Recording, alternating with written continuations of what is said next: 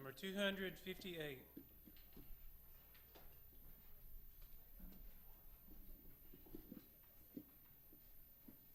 $258.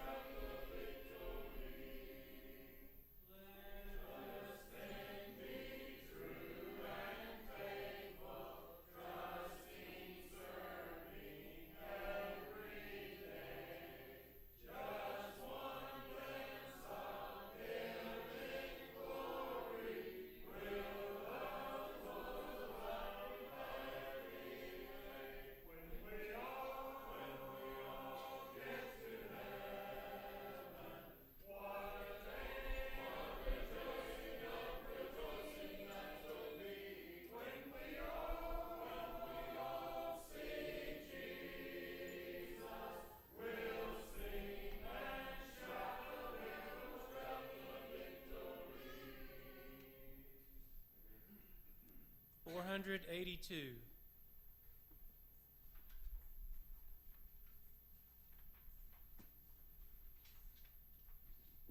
$482.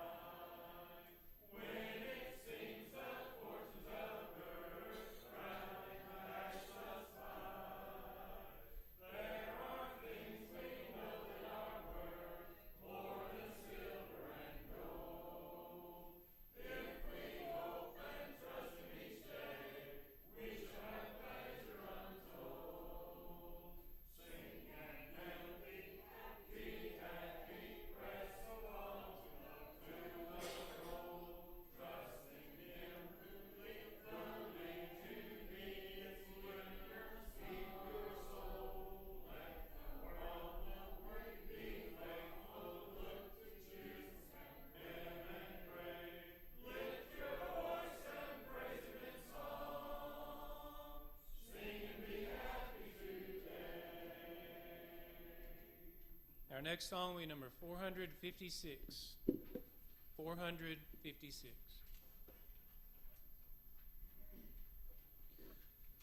Good evening. This is David Williams speaking for the congregation. We welcome each of you to our worship service. We especially welcome our visitors and request that you fill out a visitor's card located on the back of the pew. Just leave it on the pew. I'd like to have a record of your visit with us. Others serving in the worship tonight, Johnny Oldman is directing our singing. The opening prayer will be led by Jim Holman, and we're going to be asking one of our visitors, Brother Zipper, to have the closing prayer at the appropriate time. Seems like this is Vacation Bible School time of year. Up and down the valley, numerous churches, congregations will be having activity of that type. May 30th, Vacation Bible School Work Day here in South Pittsburgh at 9 a.m. Then May the 31st through June the 4th, there'll be a Vacation Bible School, 6:30 p.m. to 8 p.m. That'll be here.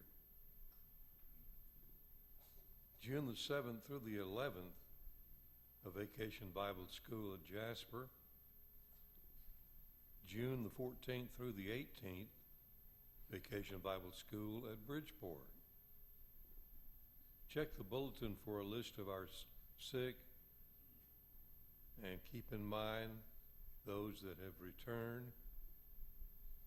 So good to see Betty and others. Rose Looney had another heart attack. She's been moved to hospice of Chattanooga. Remember Josiah Gaines. Tests will be taking place any day now. At this time, we'll have the opening prayer.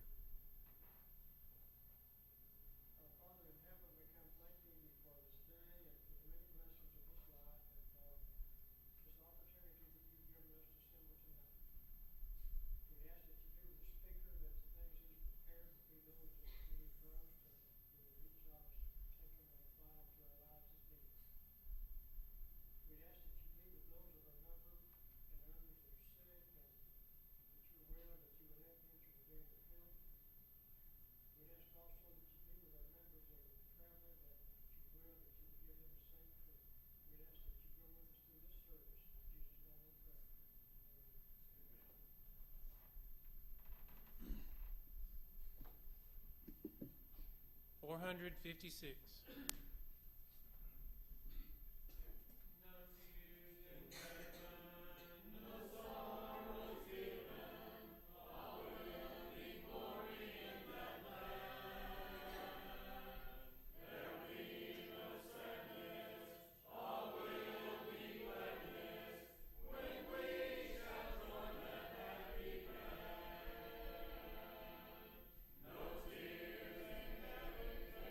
No tears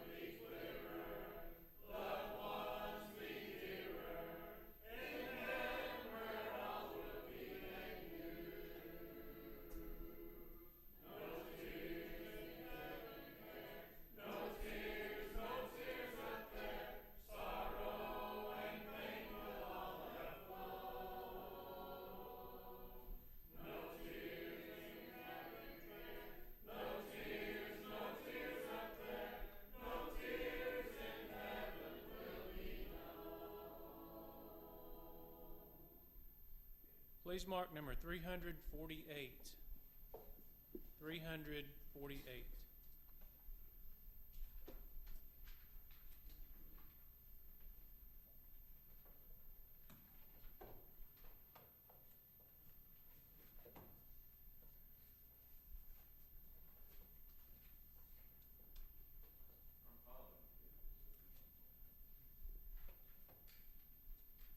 Well, brother, we're almost done with the book of Ezekiel. I thought we would end up by the end of May being done. I know that breaks your heart, but such is not going to be the case. I forgot that next week is Vacation Bible School, so we get to carry this right on into June. But we're going to make quick work of it, I promise, on these last 9 chapters in the book of Ezekiel. You'll notice the Temple of Ezekiel, we're going to look at chapters 40 through 43 tonight. That's 4 chapters. I realize that's very optimistic and very aggressive, but I believe that we can do it because unlike the rest of this book, we are not going to look at it verse by verse. Just because of the meticulous nature, it'd be kind of like studying the parts of the book of Exodus, that talk about the tabernacle and all the, how you'll read over and over again about the little rings that went across the poles that had the curtains up. Well, it tells you for every section, about those rings. And so a lot of that's kind of redundant. It's kind of hard reading. I make myself do it, though, every year when I go through my daily Bible reading, just like just got through with going through the beginning of Chronicles, and boy, that is a labor of love, isn't it, when you go through all those genealogies and you're reading each one of those. But every now and then you'll find a little nugget in there, like Jabez's prayer and so forth, that makes it worthwhile. But anyway, let's begin by looking at the outlines of the chapters. The temple and its structures and its measurements. That'll be the first 2 chapters we'll look at.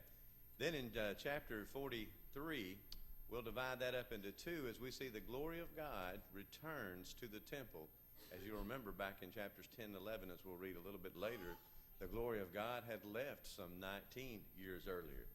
And then the last part of that chapter, we'll look at the altar, its measurements, and the consecration. Notice the literal interpretation. Many believe the war of God versus Magog, is what we looked at in chapters 38 and 39, is still down the road. They would say that that's talking about the battle that is going to take place in the millennium, looking for the millennial kingdom. In the book of Revelation, they'd say that's the same battle. We just have more detail in the book of Ezekiel. And folks, that's just simply not true. Many Jews and Christians, now Christians, I'm using that term loosely as considering everybody that believes in the Christ. As a matter of fact, though, I'm told that, and of course I haven't done a survey or anything, that about 70% of Christendom, that means everybody that believes in the Christ, believe in premillennialism. In other words, we're in what is called the church age, and that's one of the things we're going to read here in just a moment, that they try to do to separate this time and say, well, what this is talking about is on the other side of that. And so when you read the church age, when you read the book of Hebrews, for instance, which just absolutely destroys any idea of a millennial reign of Christ, they would say that's not applicable. That is out of time, if you will. This was something that God was bushwhacked at Calvary, didn't see that the Jews would deny the Christ, reject him, and when they crucified him, God had to come up with a plan B. That anybody who has studied the attributes of God, anybody that has looked at Ephesians chapter 3 and see that the church is in the mind of God from the beginning, that Christ came to the earth to give himself as a ransom for our sins, it just destroys all of that. And why? Because of something that's akin to Zionism, the fact that if God is going to bless anybody, he is going to bless the Jews. As we read in Genesis chapter 12, he is going to fulfill that promise, which, by the way, was already fulfilled, has been fulfilled in the Christ. Even Paul will make that argument in the book of Galatians. And yet you'll have people take all of this and set it aside and say, no, that's not true, because they're looking for a literal fulfillment. When I was growing up in denominational era, I was told that we were going to be like governors and so forth. Christians who believed in the Christ were going to be given territories, and we were going to be with Christ as he reigned, and we were going to be over various locations, And I always wondered, the way things go with me, I'll end up being a janitor somewhere, down the totem pole on that. But it's just not true. These chapters, they believe, are dealing with a literal temple that is yet to be built. And so, and you notice I have a stop sign there. That's not for y'all, that's for me, to remind me to read a section of a book here I want to share with you. This is a commentary on the book of Ezekiel by a man named Jim McGuigan.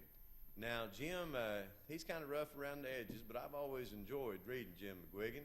One thing is he's more concise than your average commentator. And by that I mean he keeps it short and simple for the most part, tries to break it down in a way that other people can understand it, whereas most commentaries will get rather lengthy.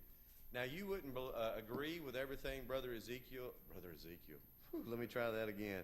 Brother McGuigan says, and I think he'd be disappointed if you said you did. He'd say, well, if you agree with everything I need to say, you probably need to go back and study. That's just his nature. He's an Irish fella. I used to know his son-in-law, or actually it'd be a nephew-in-law. But anyway, let me go ahead and read a section to you here that I have marked out. It says, a couple of fellas you may not know. I do not know C.L. Feinberg, but I do know John Walvoord. John Walvoord, somebody gave out a bunch of copies of his book of Oil in the Middle East that became very popular when a fellow by the name of Saddam Hussein invaded Kuwait. I just happened to get caught up in all that junk. We had just come out of the National Training Center in California, had come home. I vowed, I'll never forget, I stood on top of that tank and I said, I will never, ever come back to this desert. And my tank commander, he had a big old dip of snuff in his mouth and spit and said, don't ever say never. And I said, no, I ain't kidding. I ain't never doing this again. Well, less than 3 months, I was right back out there when they had done that, and we spent the next 3 months out there. But anyway, he wrote a book called Oil in the Middle East, in which John Walvoord, of course, it sold over 1 million copies, and that's how these guys work, man. People eat that stuff up. They just love eschatology, the end times. Now, they don't want to read Micah 6-8, where you're supposed to be just and, wake up every morning, go to work, love your wife, stay faithful to your family and the church and do good things. They want to read about the book of Revelation and all these, spectacular things. So that's why I know that name. We were given free copies of those. They were very popular at that time. Anytime you have a shakeup like that in the Middle East, even though I think people are getting a little tired of that. Well, I knew him. He is what you would call a literalist. And Brother, let me get his name right, McGuigan writes that these men, and they are what's called, they say we ought to accept this literally. That this whole section here, beginning in chapter 37 and going through the end of this book, is literal, and it is something that will be done.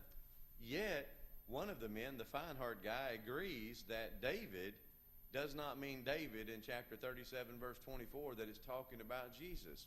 And one of the things that you'll find is you chase these premillennialists through their arguments, like our brethren who are pushing this idea of realized eschatology, that there is no second coming, that's already taken place. And it's becoming a real problem. Just had a lectureship up in Michigan that spent a lot of time dedicated to that. So that's something we probably are not going to be able to ignore for quite some time, or as we have been able to in the past. But as with those brethren, when you're dealing with them, you have to watch, because they're all the time going from literal to a non-literal interpretation. And it seems every time you want to say something's literal, they say, well, that's figurative. And every time you say, well, no, that's talking about figurative, then they'll say, no, that's literal. But here in this very section where they say this is all literal, here's a situation where they say, well, no, that's not really talking about David. That's talking about somebody else. Look at Revelation chapter 20. Look at all of the fantastic things going on in that chapter. And they'll say, man, that if anything's literal in there, that 1,000-year reign, that is it. This whole chapter is literal, and yet you've got dragons and chains and balls and all kinds of things. And so they can't be consistent with that. Well, in that line, he continues on, and notice, he says, literally understood. Notice what chapters 34 through 48 would urge us to believe. Number one, that the nation of Israel is to be restored under the hand of God into the land of Palestine. Now, a lot of people got excited after World War II when the UN established the nation of Israel, and people said, there's a sign. See, that's a mistake from Matthew chapter 24 when they go to the other side of verse 35 there. and don't realize that the first part of that chapter is talking about the destruction of Jerusalem, and the second part of that chapter is talking about the second coming. Of course, our brethren, when I just talked about a moment ago, the Rizalized eschatology would deny that. But they think that that's God's hand doing that. One of the reasons mine and your tax dollars have been buying artillery shells and tanks and everything else for years and sending them to Israel is because of this false notion that the people who live in Palestine today will be our God's children and will be God's children no matter what. It just absolutely throws the book of Galatians, it throws the book of Ephesians, where Jesus died upon the cross and, broke down the middle wall, the partition between the Jew and the Gentile, and made both one. And we can, we're both saved by the gospel. Says not so. It's not a good. One of the things, brethren, this is true. This is not a preacher story. When I went to Fort Sill, Oklahoma in 1982, there was a guy that was giving us a class on the 155 millimeter howitzer, self-propelled, and one of the things came up. And this guy was pretty cool. He didn't treat us like dirt, like most of those drill instructors did. And we asked him, somebody did, I would not dare have spoke, I was afraid. But one guy asked him, says, how do we know these things work? And he, big old grin, I'll never forget it, under that big old Smokey Bear hat, says, because we give them to the Israelis and they use them. And sure enough, that's where I saw my first 155 howitzer, was when the Israelis were shooting up the heights there, the Golan Heights. And so that's believed by this. Number two, the nation of Israel will be ruled by only one king. That the nation of Israel will dwell in the land which their fathers dwelled, and that's for eternity, not just for temporary. Number four, that a temple will be built on this old earth, the same place. There's going to be a new temple. See, they're saying this temple that we're reading about is literally going to be built on that Temple Mount in Palestine. Number five, that the land promise, which Joshua says was fulfilled, Joshua chapter 23, when Joshua says all the land was given, there's not one thing, I think Joshua 22, says that not one thing failed that the Lord did. All was done. The premillennial doctrine says not so. Number six, that the Levitical priesthood is to be restored. The Levites now under the name, and it'll be with the Zodokites, as we'll see in the end. We won't see this week. That'll be for another lesson. And number seven, that animal sacrifices will be reinstituted. Animal sacrifices will be reinstituted. And brethren, look at it with me now. Because I think, to me, this is the kicker. First of all, why would you have animal sacrifices? Because the blood of bulls and goats can't take away sins. Yet guys like Walford and so forth, they try to say that it's going to be a memorial. When they slay those animals on those altars, it's going to be like us taking the Lord's Supper today. Instead of looking back to the cross, those will be looking back to the cross. It doesn't make any sense. But one thing I want to show you for sure, if you would, turn in your Bibles. You're right there in Ezekiel 40. Look at chapter 44. Chapter 44 at verse 9. Now remember, everything we're reading is literal, according to our premillennial friends. Notice, thus saith the Lord God, no stranger, that is an alien, uncircumcised in heart, now notice, nor uncircumcised in flesh shall enter into my sanctuary. Now what is that saying? That is saying that the covenant of circumcision, that which Paul went and did battle in Jerusalem in Acts chapter 15, that for which he would not put up, he would not allow Titus to be coerced into being circumcised, because Titus was a Greek. He fought against that, and yet these folks are saying that covenant is going to be reestablished in the premillennial, or this new millennial reign. That's enough to make angels weep, if you will. So enough of that. We'll go on. Let's jump back into the book of Ezekiel. The Jews who read this did not build according to the pattern. That's one thing I want you to stay with. I'm going to tell you this at the beginning. I'm going to tell you this at the end. That's how we're going to end up. When Ezra comes back to Jerusalem, the temple that's built does not meet these dimensions.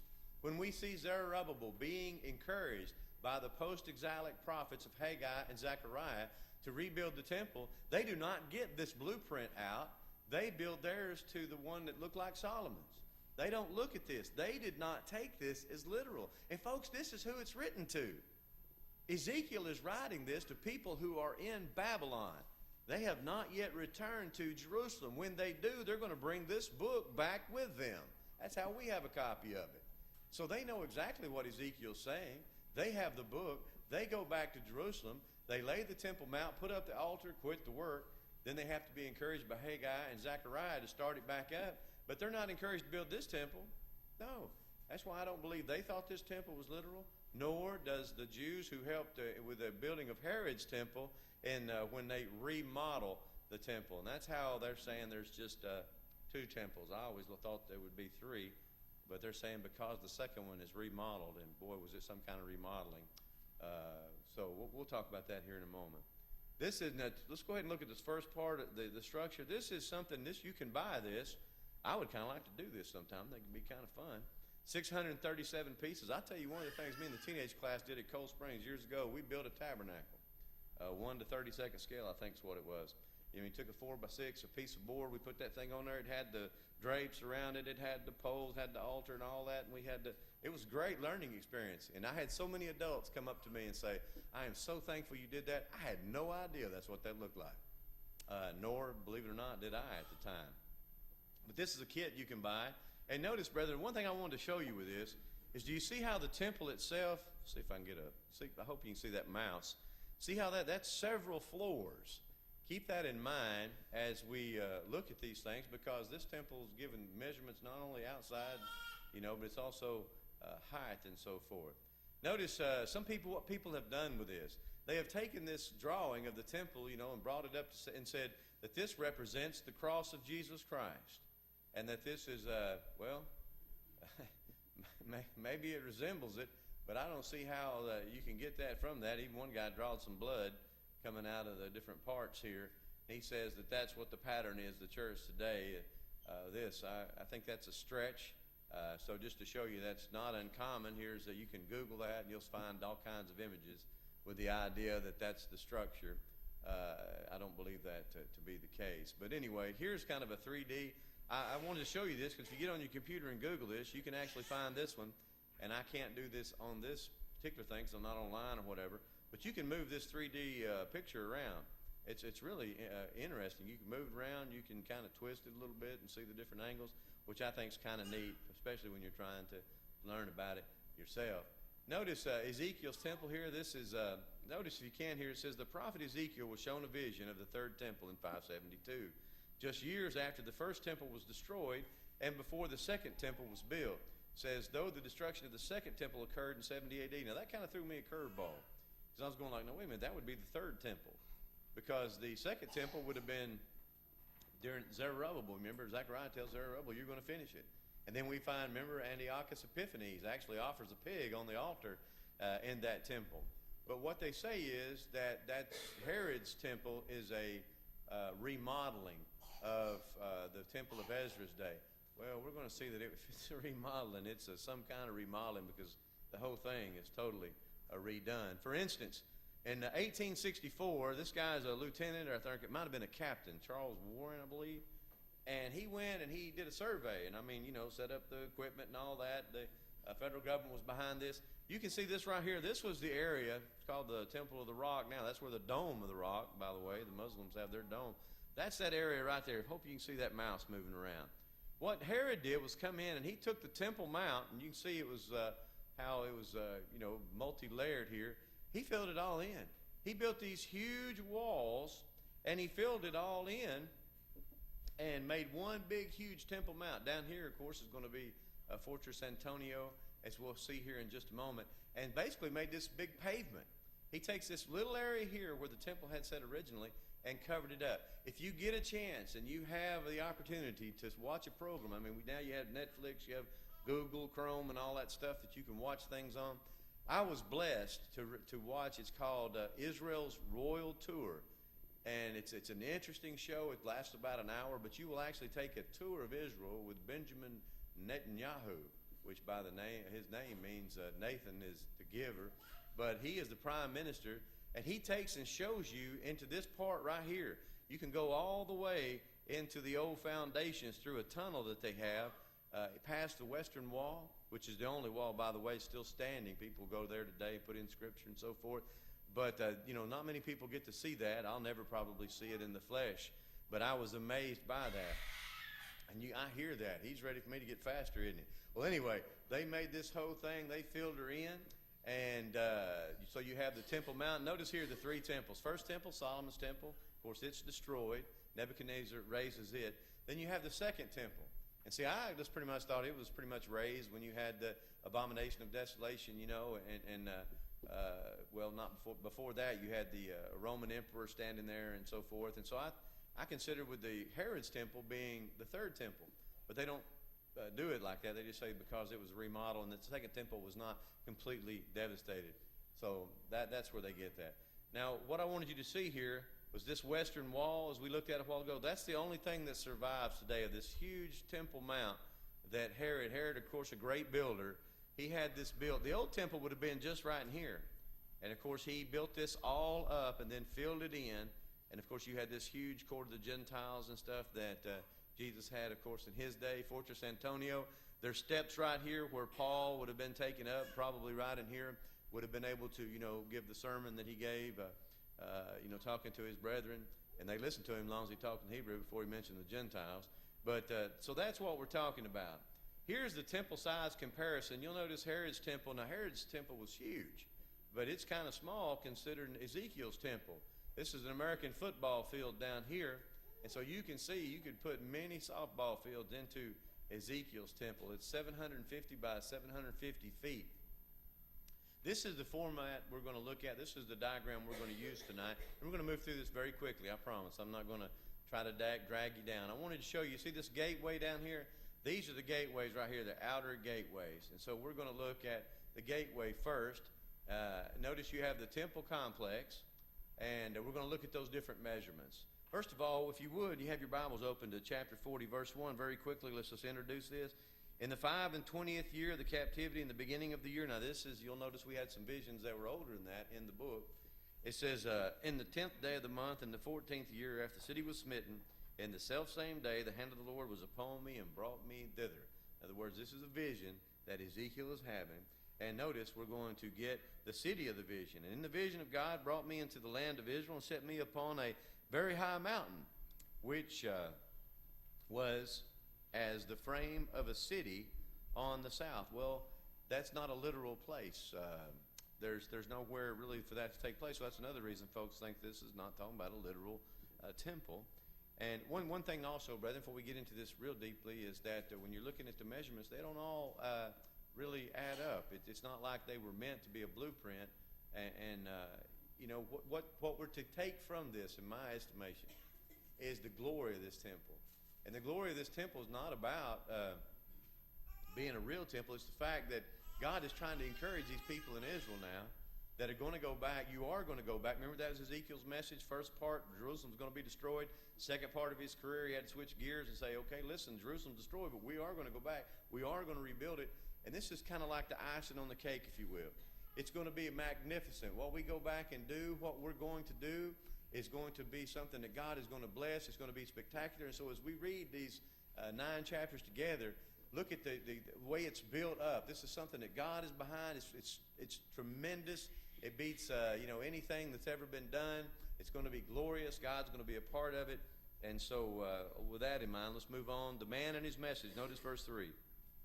And he brought me thither, and behold, there was a man whose appearance was like the appearance of brass. Who does that immediately remind you of? To me, Revelations 1, doesn't it? But I wouldn't go that far. With a line and a flax in his hand and a measuring rod, and he stood in the gate. Now, flax is a thing you'd kind of roll out, and kind of measure something with. Verse 4, and the man said unto me, Son of man, behold with thine eyes, and hear with thine ears, and set thine heart upon all that I shall show thee, for to the intent that I might show them unto thee art thou brought hither. Declare all that thou seest to the house of Israel. And then in verse 5, he's going to start a measurement. Now, I want you to spend just a second with this on verse 5, and then we'll take off through the temple. And beheld in the wall the outside house round about, and the man's hand was a measuring rod of 6 cubits. Now, a cubit, brethren, is from the tip of your elbow to the tip of your hand. It's amazing how most of us are about the same size. It's about 18 inches. But notice this is going to be an even larger cubit. Continue reading. It's about 6 cubit long by a cubit, which is about 18 inches, and by a hand breadth. Now, a hand breadth would be the extension of your hand. So the total measurement here we're talking about is a little over 21 inches. And anytime it uses this, keep reading, says, so he measured the breadth of the building 1 reed and the height 1 reed. Now, a reed is 5 of these large cubits laid out together, about 10.3 feet. Okay, so we'll leave that, and that's it. Just get the idea. These reeds are pretty long. It's a pretty long measuring stick, if you will. So we're going to talk about this. Now notice, first thing we're going to look at is the outer wall, the outer court. And we measure that in verse 5. Then we drop down to the eastern gateway there. Notice G1 down there. I probably should have made that a little bit darker. It didn't show up. How does that look on y'all? Well, it's darker on yours than it is on mine, so that's a good thing. This is the eastern gateway. Now, the eastern gateway has, first of all, steps that lead up to it. The whole thing is up a little bit, and then when you get inside, the first part you enter these gateways, it's even jacked up a little bit more. And there's pavement, like slabs that are laid out that we'll talk about. But one of the neat things about the temple is from any direction you would look in, if you could see in a door, you could see in the next door, and then you could see the altar burning in the middle. That's the way it was designed. So wherever you were, if you're looking in any of those 3 doors, there's only 3 gates, you would see, and you could see inside. And by the way, they closed the east gate because that's the gate that the Lord is going to come in, and he doesn't want to make that common. Then we have what's called the threshold, and there's a little bit of disagreement. Some folks believe the threshold was a little bit further back, some out here, so that's why there's 2 of them there. Then you have the gate chambers. Now, Brother Petrillo, in his commentary on this, says these are basically guard shacks, little guard houses where you would have troops stationed, that would keep, the place safe. And then you have a window in each one of these little areas where the guards were, and you have a window there in the vestibule as well. The vestibule where it would lead out into the main court, and then of course gate posts at each of these gates. Next, you have the outer court. This would be like the court of women. If you go to a Jewish synagogue today, I've done that once. That's pretty cool. Went with a school trip from the Bible college, and one thing that got me was you had a walkway around that had a rail around it. And that's where us goys sat. Goy, of course, the Hebrew word for heathen or nations. If you're not Jew, you're heathen, okay? You're goy. So that's where we had to sit. But below that, and that's where a lot of the women sat. And they just had a good old time while they were there. But towards the middle of the room, there's the place where the scripture is brought out. They bring the Torah out of looks like a baptistry. I thought they had a baptistry when I first saw it. They opened up, and there's this beautifully ornate scroll case in here, and they bring that out and they set it on this table that's in the middle where all these things go through. And so you have the same kind of principle there. You had this outer court even today in Jewish synagogues, those that can afford it. And so you have that where people, who are not priests, who are not, giving sacrifices and so forth can go. Got to be Jewish to be there, of course. Got to be a child of God. Then you have the chambers in the outer court. Now there's some division among commentators on what these chambers are. Basically they're rooms. But who are they for? Some people believe that they're priest chambers, but we'll see they have their own little place here. A lot of folks think it's for people who are visiting, who've come from a ways to be at the temple, and there's a bunch of them. And they're like little Motel 6s, I guess you could say. Then you have the pavement. Now all that means that, notice there's 4 little boxes that have that. That's not the only place the pavement was. It covered the whole floor. And the temple itself is going to be jacked up as well, as we'll see here in a minute. But this whole area is covered in this pavement. Then you have the northern gate, and of course you have the northern inner gate. But once you got inside those gates, notice these outer gates, you're in this, what we'd call the outer court. You haven't got inside yet. Once you come through those, then there's an inside gate. That's how you'd go in, and notice the altar is right slap in the middle, as we'll see here in just a moment. Then your southern gate, southern inner gate, and then the inner court. Now that's where the altar is. That is where they would burn the sacrifices that are brought into, for folks. You have the eastern inner gate, the tables for the killing of the sacrifice. I believe there were 12 of those, 8 for killing and 4 forgot the numbers right now. But those are your tables where they would actually cut up the animals and so forth. You had chambers for singers and priests. Remember in the Old Covenant? You had singers. You had to be from a particular family. You had to be a Levite. Then you had to be from a particular family to be a musician or a singer in that temple. Then you have the huge altar that's in the middle. You have the vestibule of the temple. That's before you get into the temple itself. You go through a little walkway. You notice there's stairs there as you go into the vestibule. And I'm saying that almost like vegetable, ain't I? I'm trying to say, my wife's giving me that look. Vestibule. I can't even say it. You know what I'm talking about, that little room out there. Okay. you had one of those before you went into the sanctuary, the holy place. Now, just like the tabernacle, just like Solomon's, that area would be where you had the candlestick, the menorah, the table for the showbread, and the altar of incense. Then you have the most holy place, just like in all those two other temples. That would have been where the Ark of the Covenant would have stayed. Of course, the Ark in the days of the tabernacle had the Aaron's rod that budded, the bowl of manna, and the Ten Commandments. By the time that is put into Solomon's temple, you remember, nothing left but the Ten Commandments. The manna was not there, and somebody taken out the rod as well. And then you have the side chambers. Now, these are little rooms off to the side of the holy place, and they're elevated as well. They have different floors. I think there's 3 floors, and they're each one of those rods tall, so it's kind of tall. And then notice this elevation round the temple. That's in all that we're trying to point out. He's trying to point out with that chart is this whole area right here is elevated. You actually have to go through. Notice there's steps here. If I can get my little pointer out. Notice these steps here. All of this around here is elevated. Then you have the separating courtyard. That's to keep, once you got inside, you still weren't in the temple. Just like you would have found, with a tabernacle, you had that little linen, drape that ran around it. That's the same idea there. Then you have the building at the west end. Most people believe that is for storage. No gate there, but a building, like a storage building at the end. You have the priest's chambers. That's why some folks believe these little chambers out here to the side are not for the priests. I guess they could be. You'd have quite a few working, I suppose. But these 2 places are theirs. You have the inner wall of the court, and you can see it's all this area here. It's distinguished by these little areas, but you just couldn't, walk up through there. In other words, you wouldn't accidentally find yourself in the wrong place. You would actually have to go through a door or a gate to get into this place.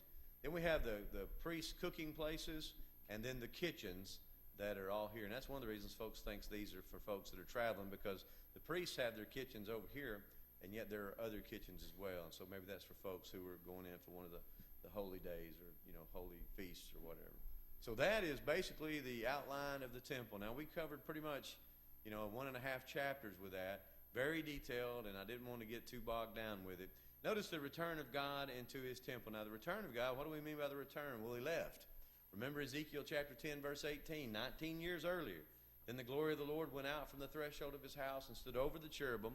And the cherubim lifted up their wings and mounted up from the earth before my eyes, as they went out with the wheels beside them. Now remember, man, those things are something spectacular. Remember chapter 1 when we see them for the first time, and these wheels are spinning and they would move to and fro. Just pretty neat stuff. And that's what we have, those cherubims. And we saw in chapter 1 the 4 faces, and they would kind of move, but they'd never really turn. It's pretty neat. They stood at the entrance of the east gate of the house of the Lord. The glory of the God of Israel was over them. Remember, God's throne was above them. Then in chapter 11, verse 22, the cherubim lifted up their wings and the wheels beside them, and the glory of God of Israel was over them. And the glory of the Lord went up from the midst of the city and stood on the mountain that is on the east side of the city. Now remember why he did that. Remember when he took Ezekiel, vision, in this vision, by the hair of the head and took him back to Jerusalem and showed him you had men standing out looking to the east and worshiping the sun when it came out. You had women who were doing sewing and so forth for different pagan gods. You had people in the bottom trying to hide themselves who were offering up incense and stuff to pagan gods. And God says, I'm washing my hands of this. I'm out of here. God left. And now he's telling those captives, now remember that was Ezekiel saying that's why Jerusalem's going to be destroyed. Now his whole message is changing. We're going to go back. And one of the things he's saying is, look how spectacular this is. Not only is it going to be a great edifice, not only is it going to be a great building, so forth, but God is going to come back. Notice verse 1 in chapter 43. Chapter 43, verse 1, after he brought me to the gate, even the gate that looked toward the east, and behold, the glory of God of Israel came from the way of the east, and his voice was like a noise of many waters, and the earth shined with his glory. You ever wondered why Masons always point their gravesides and their lodges and so forth to the east? This is one of your things here. If you ever see a Masonic lodge, if you go in, the floor and everything is pretty ornate. By the way, if you've got the ability, I suggest you watch National Geographic's got a thing on now about the Masons where you can actually go in and watch them ornate their officers and so forth. Very interesting stuff. particularly if you have family members who remember that and want to be Christians as well. There's some pretty spectacular things in there. For instance, one of the very first things you do is see that Masonic priest. Each one has a potentate or the most worshipful master, and he will sit at that podium. And on that podium, if you're in America, generally you'll have a Holy Bible, and a lot of times it'll have the cross on it. But right beside that will be a copy of the Quran. Right beside that will be a copy of whatever holy writing, maybe the Jewish Bible, maybe the Vedas. Remember, the requirement to be a Mason is you simply have to believe in a higher being. And so that puts you in fellowship with some folks that God just says we ought not have fellowship with. So that's a pretty powerful show. If you have friends that are involved in that, I highly encourage maybe you watch that and help them to see that, first of all, Jesus said, call no man master, yet on my father-in-law's blue book that he was given years ago when he was encouraged to join that in Germany, you open up the first page and it's signed on the top by the most worshipful master. Well, anyway, that's a whole lot of verbiage there to talk about the fact that this gate is pointed east, right? But if you ever see that in the cemeteries and so forth, know that that's what that's talking about. God is going to come in through that gate, and we're going to see that later on that gate is shut up, closed, so that other folks can't come through that and make it, less. It's like the utensils in the, you weren't supposed to use those just for mundane purposes. Verse 3, and it was according to the appearance of the vision which I saw, even according to the vision I saw, I came to destroy the city. The visions were like the visions when I saw by the river Kibar, and I fell upon my face, and the glory of the Lord came into the house by the way of the gate, whose prospect is toward the east. So the Spirit took me up and brought me into the inner court, and behold, the glory of the Lord filled the house. The point is, God is back with Israel. He left, but now he is back, and he's going to offer. We have this great dedication speech, but our time is gone, and I am not going to read it verse for verse, but it's a speech where God tells them, you've sinned, you've done bad, but I'm going to take care of you, not because they're still in their sins, but because they've been punished for that. It talks about the wickedness of the people, verses 7 through 9, but he's going to call them to be holy. Thou son of man, verse 10, show the house to Israel, show the house to the house of Israel, that they may be ashamed of their iniquities, and let them measure the pattern. And if they be ashamed of all they have done, notice there's an if statement there.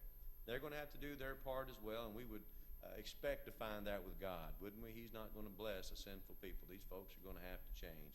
And then we'll see the altar and its measurements. The altar, of course, is we have the figure of it, the altar being given in verse 18 through 27. The Jews say it's in the future. It's still going to be built. The premillennialists do as well.